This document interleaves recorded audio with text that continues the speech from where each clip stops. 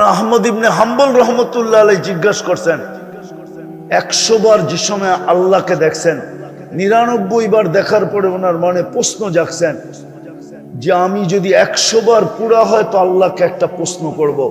যেদিন 100 বার দেখছেন তো উনি প্রশ্ন করছেন, আল্লাহ আপনার সবচেয়ে বেশি নৈকট্য কোন জিনিস দ্বারা লাভ করা যায়, কাছে হওয়া যায়? তো বলছে আহমদ আল্লাযী খারাজা মিন্নি, আহমদ আমার কালাম। কিন্তু আফসোস আফসোস এই মজমায় কয়জন আছে যে ডেইলি কোরআন তেলাওয়াত করে?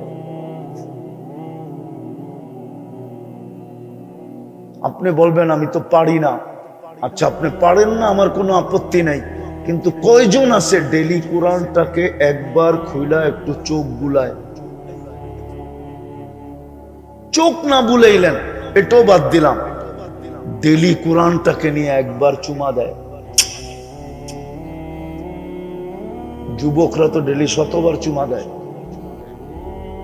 100 বার কি চুমা দেয়? কোরআন শরীফ। ওটা ওরা জানে। আমি বললাম না, খালি ইশারা দিলাম, মোবাইলে টাচ করে খালি চুমা দেয়। জিজ্ঞেস করেন, আরে জিজ্ঞেস করেন। কিন্তু ও তো সারাদিনে একবার কোরআন রে চুমা দেয় না। রাগ হবেন না নারায়ণগঞ্জের মানুষ, আল্লাহ যদি আমাকে আধ্যাত্মিক শক্তি দিত তাহলে আমি এই মহল্লার কোরআনের কান্না দিয়ে শোনায় আপনাদেরকে পাগল বানায় দিতাম। কোরআন আমাদের ঘরে কাঁদতেছে, চিৎকার দিতেছে, চিৎকার। কোরআন আমাদেরকে বদদোয়া দিতেছে, বদদোয়া। বলেন রাগ হয়ে যাবেন? হ্যাঁ, 30,000 টাকার সময় কাঠা কিনছেন, এখন তো কাঠা 50 লাখ টাকা। আপনার তো হিসাবে এত গুণ বেশি সুখী হওয়ার কথা ছিল, কিন্তু বলেন 30,000 টাকা যখন কাঠা ছিল, যতটুকু আপনি সুখী ছিলেন, এখন 50 লাখ 1 কোটি টাকা কাঠা, আপনি অতটুক সুখী? কেন সুখী না? কোরআন বদদোয়া দিতেছে, বদদোয়া। হুজুররা যদি না মানে তো আমি দলিল দেই, রুব্বা কারি আল কোরআন ইয়ালআনহু, বহুত এরকম ব্যক্তি আছে কোরআন পড়তেছে, ওই অবস্থায় কোরআন তাকে বদদোয়া দিতেছে। পড়া অবস্থায় যদি বদদোয়া দিতে পারে তো সারা বছর কোরআন একটা চুমা দেয় না, ছুঁয়া দেখে না, ওই কোরআন আপনাকে বদদোয়া দিবে না তো দিবে না কেন? আর বলবেন কোরআন কি কাঁদে? কোরআন যদি না কাঁদে তাহলে খেজুর গাছ কাঁদলো কি করে? জিজ্ঞেস করেন, খেজুর গাছ কাঁদে নাই? যে খেজুর গাছে পিঠ লাগায় আল্লাহ রসুল খুতবা দিতেন, মেম্বরে পা রাখতে দেরি, খেজুর গাছ কাঁদতে দেরি করে নাই। খেজুর গাছ যদি চিৎকার দিতে পারে, কাঁদতে পারে, তো কোরআন কেন কাঁদবে না? কোরআন তো দিছিলেন আল্লাহর কাছে প্রিয় পাত্র হওয়ার জন্য, রসুলের কাছে প্রিয় পাত্র হওয়ার জন্য। চতুর্থ দেখাইতেছি, শেষ। আল্লাহ আমাদেরকে নিজের ঘর দিছিলেন, ঘর, মসজিদ। এটা আল্লাহর। কার ঘর? কার ঘর? আজ পর্যন্ত দিছেন আপনার ঘর কাউকে উঠে? আল্লাহ তো নিজের ঘর উঠে দিয়ে দিছে আমাদেরকে। কোন উম্মতকে তো দেয় নাই 1.25 লক্ষের ভিতরে, বন্ধুর উম্মতকে তো দিয়া দিছেন।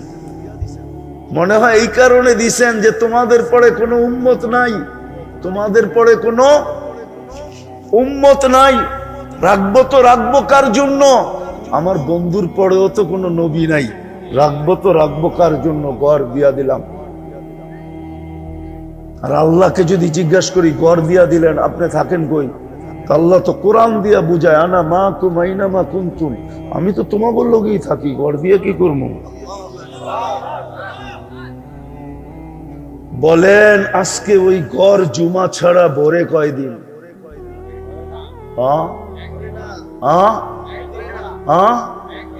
মসজিদ তো দিছিলেন আল্লাহর কাছে প্রিয় হওয়ার জন্য।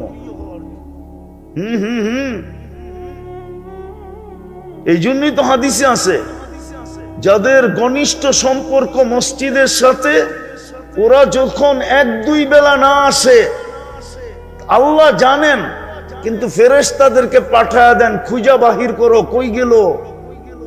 তো ফেরেশতারা খুঁজতে খুঁজতে বাইর করে বলে, আল্লাহ বিছনায়, ওই ইবাদত করো, সেবা করো, সেবা সেবা। হ্যাঁ হ্যাঁ, নাইলে হাদিসে কেন আসতো ইন্না লিল্লাহি জিরান, আল্লাহর প্রতিবেশী কারা? মসজিদ আজকে খালি। আপনাকে আল্লাহর প্রতিবেশী হওয়ার জন্য মসজিদ দিয়েছিলেন। কিয়ামতের দিন ডাকবে, আইনা জিরানি, আমার প্রতিবেশীরা কোথায়? তো ফেরেশতারা বলবে, সুবহান ওয়ালাকাল জিরান, আল্লাহ আপনার আবার প্রতিবেশী? কেন? যারা মসজিদ আবাদ করতো ওরা আমার প্রতিবেশী, ডাইকা নিয়ে আসো আমার কাছে, আমার প্রতিবেশীদেরকে আমার পাশে বসাও। ওই মসজিদ আজকে খালি। আজকে চিৎকার দিতেছে, চিৎকার, মসজিদ চিৎকার দিতেছে, মুসল্লি কোথায়? 90% মুসলমান নামাজ পড়ে না, 90% নারী পুরুষ নামাজ পড়ে না, যুবক তো পড়েই না, পড়েই না। শুক্রবারে শুধু মসজিদ চিৎকার দিতেছে, আল্লাহ মুসল্লি কই? খোদার কসম জমিন চিৎকার দিতেছে, আল্লাহ নামাজি কই? বলেন কালকে এই চেহারাটা কি করে দেখাবেন? কি পরিচয় দিয়া উঠবেন? কি নিয়ে উঠবেন? বলো যুবক, আজকে সূর্য তো বলতে বলতে ডুবছে, লান আউদ ফি হায়াতিকা আবাদা, হতে পারে তুমি কোনোদিন আমাকে আর উঠতে দেখবে না, হতে পারে।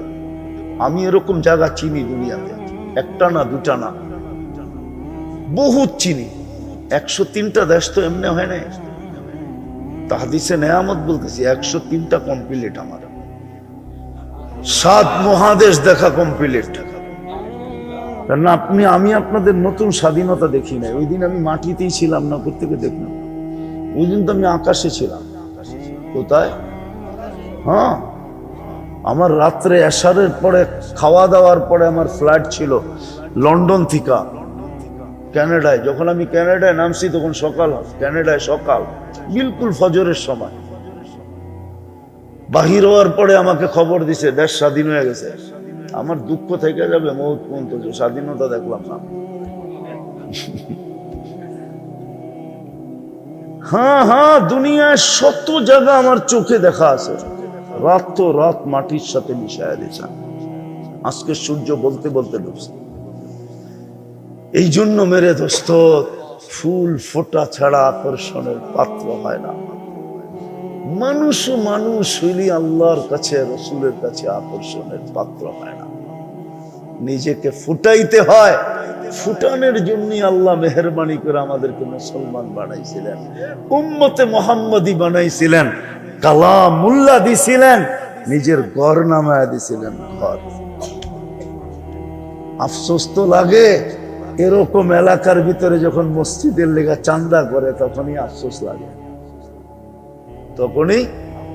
তখনই কি লাগে? কি লাগে? আল্লাহ যদি বলে, আপনারা রাগ হয়ে যান না, আমি চিনি না, চিনি তো। এই যেই রোডটা আপনাদের, এই রোডটা তো ছিল না, ঠিক না? ছিল, ঢাকা ঢুকার মেইন রোড ছিল ডেমরা দিয়া। আমরা ছোটবেলা দেখছি ডেমরা দিয়া ঢুকতো, রানী মহলের সামনে দিয়া, ওটাই ছিল মেইন রোড। এটা তো এরশাদ সরকার বানাইলো। যেদিন এটা বানাইছে ওই দিনই এই এলাকা চমকায় গেছে, ঠিক না? হ্যাঁ, নইলে তো কচুরি পানা আর কচুরি পানাই ছিল, ঠিক না? দানের খ্যাত, এক সিজনে খ্যাত হইতো এখানে, এক সিজনে দান হইতো, 2 সিজনও হইতো না। আমি তো বড় হয়েছি ঢাকা শহরে না, ল্যাংটা কালতিকা। হ্যাঁ, আমি প্রাইমারি পড়ছি খিলগাঁও গভর্নমেন্ট স্কুলে। আমি চিনি না এটি। এই জন্য বলতেছি, আল্লাহ যদি বলে যে 30,000 টাকাটা আমি 1 কোটি বানায় দিলাম, তারপরও তোর কাছে আমার ঘরের জন্য হাত পাততে হলো, রাগ হবেন না। কিন্তু একটু নিজের বিবেক দিয়া ভাবেন যে 30,000 টাকার জমি কাঠা আমি 1 কোটি বানায় দিলাম। কে বানায় দিছে? দাম কে বাড়ায় দিছে? এই এলাকায় তো বেশিরভাগ ওই বাহিরের লোক, ঠিক না? বিভিন্ন এলাকার লোক, ঠিক না? ওরা যদি বলতো আমরা গ্রাম ছেড়ে ঢাকা যাবো না, গ্রামেই বাড়ি করবো, ঠিক না? তো জমিন খালি পড়ে থাকতো, ঠিক না? হ্যাঁ, কি আমরাই ছোটবেলা দেখছি এক এক জায়গার কথা বললে আর বলতো আত্মীয় বড়রা বলতো, আরে দূর ওইখানে কি মানুষ থাকবো নাকি, ওইখানে কি, ওইখানে কি। এখন আমরাই আফসোস করি, হায় ওইখানে কি মানুষ থাকবে নাকি। মনে করেন খিল গাঁও, ঠিক না?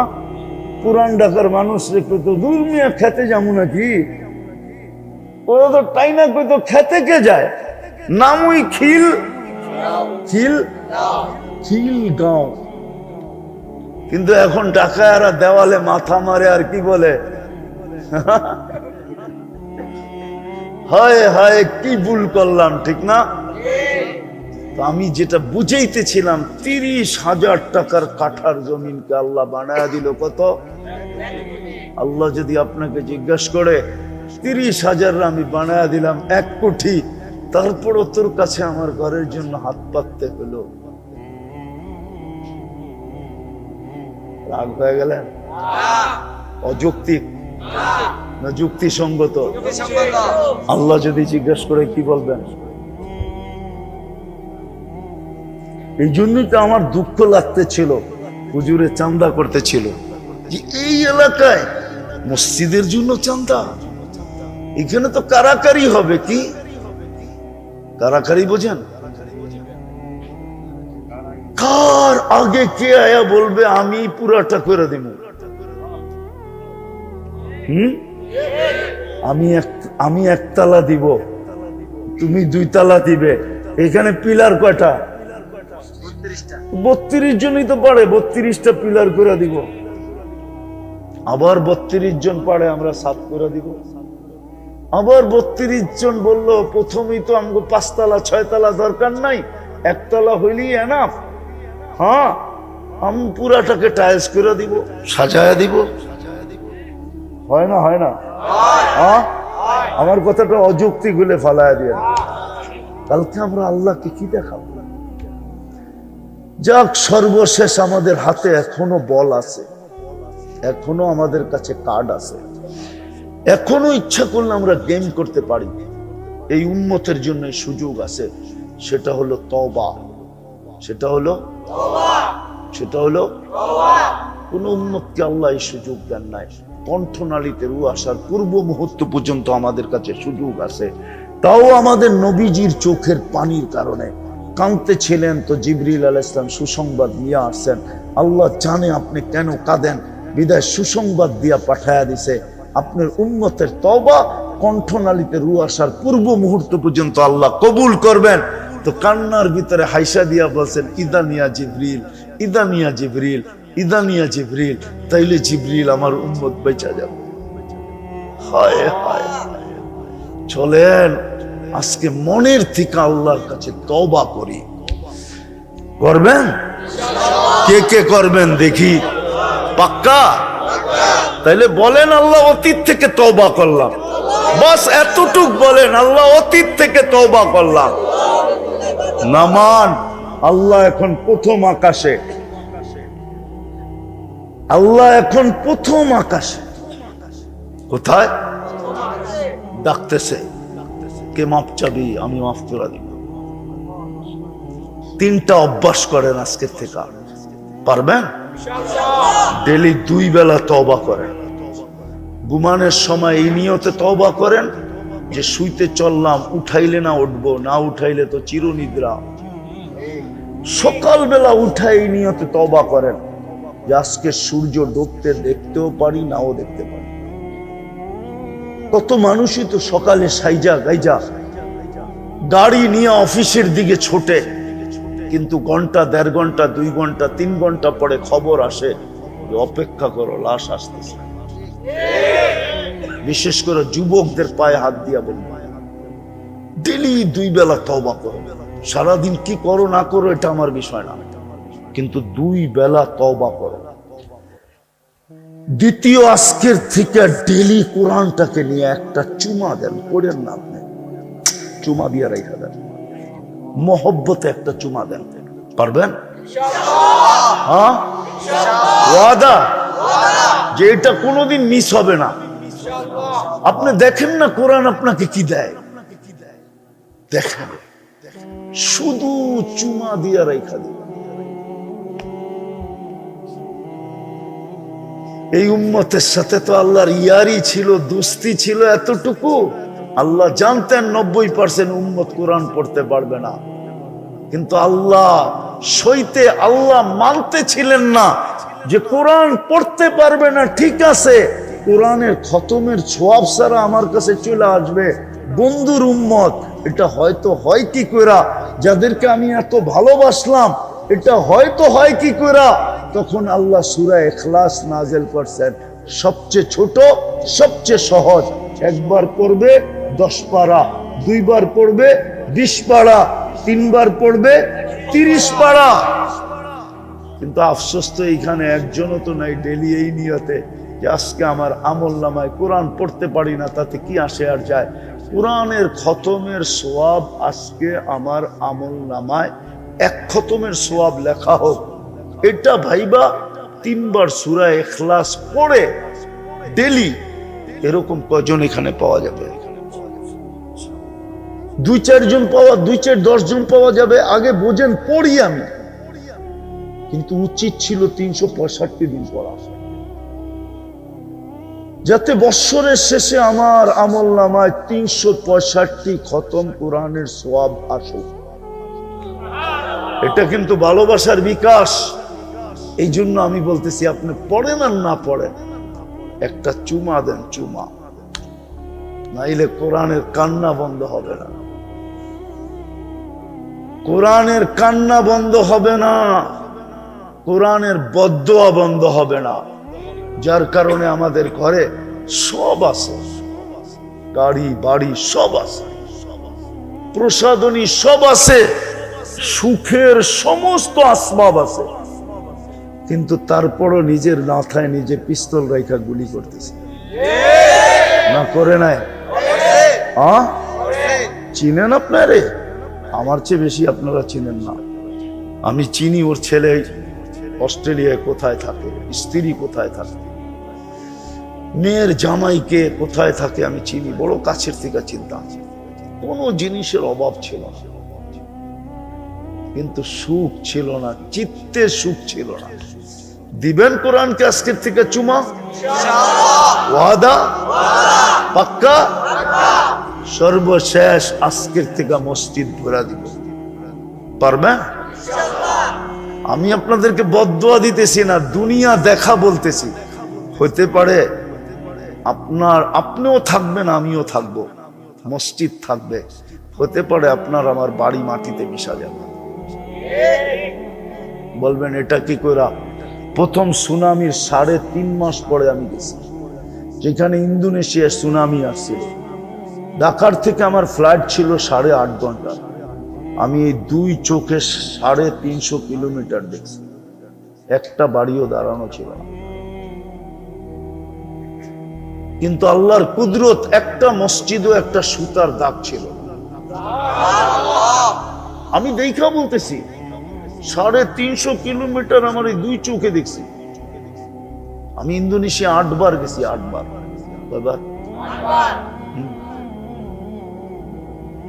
এই জন্য বলতেছি, ওইখানে যে আমার মনে উঠছে যে হায়, বাড়িগুলা তো মাটির সাথে মিশা গেল, মসজিদ তো দাঁড়ায় আছে, মানুষগুলো তো ঠিক আছে, মনে হয় মসজিদের চিৎকার লেগে গেছে। সুন্দর সুন্দর মসজিদ ইন্দোনেশিয়া, কিন্তু খালি ছিল।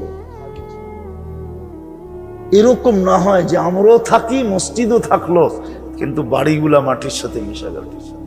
আল্লাহ পারে, আল্লাহ পারে, আল্লাহ পারে, আল্লাহ ওই ঝটকা দিতে পারে। এই জন্য মসজিদ বড়া দেন, দিবেন তো? সর্বশেষ কয়টা পিলার জানি? একটা পিলারে খরচ কত? একটা পিলারে খরচ কি কয়?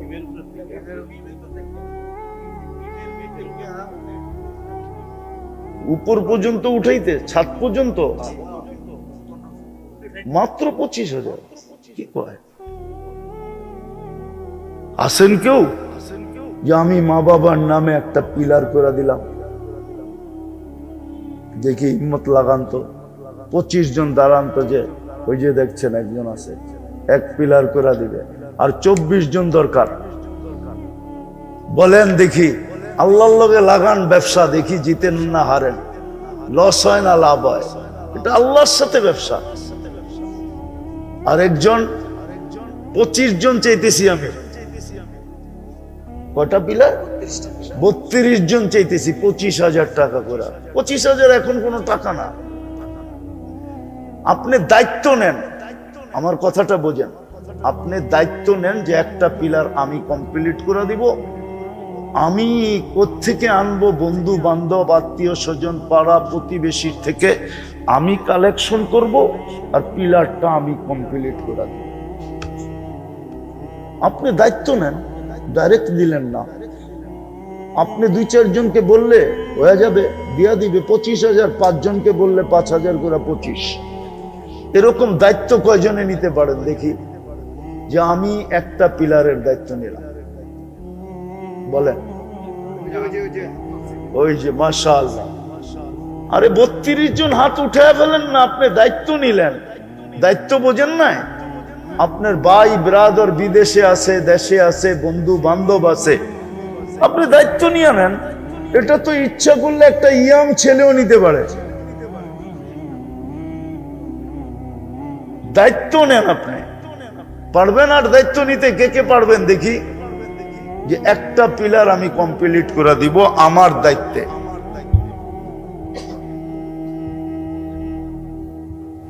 বলেন দেখি। আর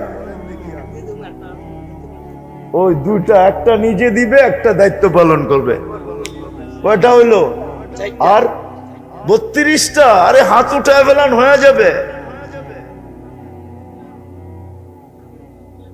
ওই যে দেশে একটা দায়িত্ব নিল, একটা দেখছেন, হয়ে গেছে মাশাআল্লাহ। আরো বলেন, লাগান না প্রতিযোগিতা, আল্লাহরে দেখান না। আল্লাহ তো এই জায়গায় প্রতিযোগিতা লাগাইতে বলছে। আমরা তো 5 তলা বানাইছে, আমি ফাউন্ডেশন 10 তলা দিছি, যাতে আমার ছাদের থেকে তোমার ছাদে থুতু পালাইতে পারি। আমরা তো এই প্রতিযোগিতা করতেছি, এইখানে প্রতিযোগিতা করেন। রাগ হয়ে গেলেন কেন?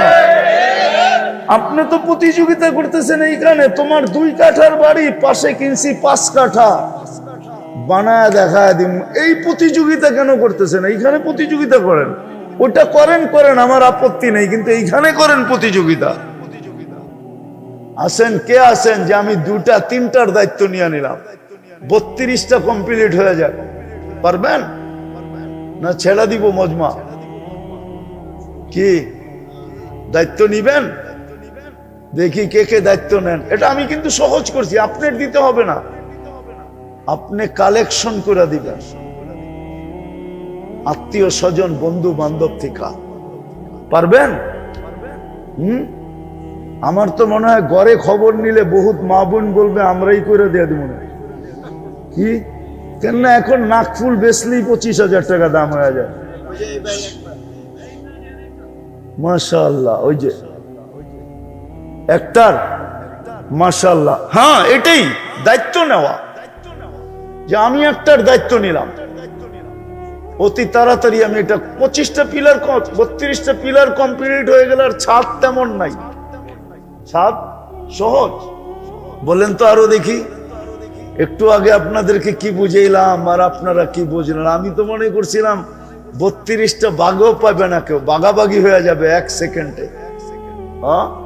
25,000 টাকা মাত্র আল্লাহর ঘরের জন্য। বলেন বলেন, আর বলেন।